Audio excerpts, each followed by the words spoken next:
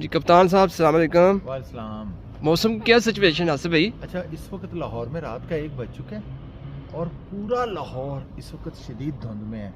یہ جو ایریا ہے گلبرگ میں، یہ کافی جو ہے نا، آپ کو پتہ ہے اس میں پاپولیشن بہت زیادہ ہے، تو یہاں پہ بلڈنگ بھی بہت زیادہ ہے. اس کے باوجود آپ دیکھیں یہاں پہ آپ کو بہت زیادہ دھند لگ رہی ہے.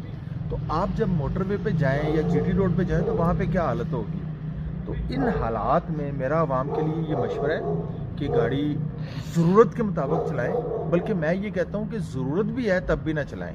انتہائی کوئی ایکسٹریم ایمرجنسی ہے تو تب باہر نکلے، ادروائز گھر میں بیٹھیں، اسی میں آپ کی سیفٹی ہے.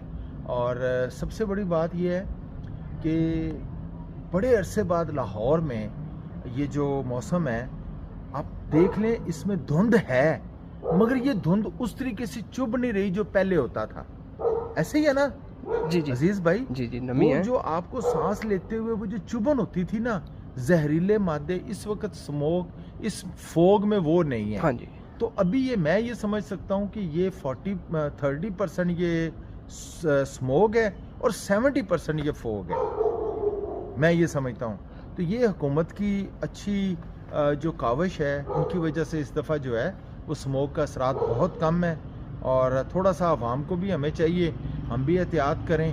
اور خاص کر یہ جو تکے بنانے والی ریڑیاں ہیں نا، جن میں لاہور میں لاکھوں من روزانہ کا کوئلہ جلتا ہے، یہ تھوڑا سا احتیاط کریں.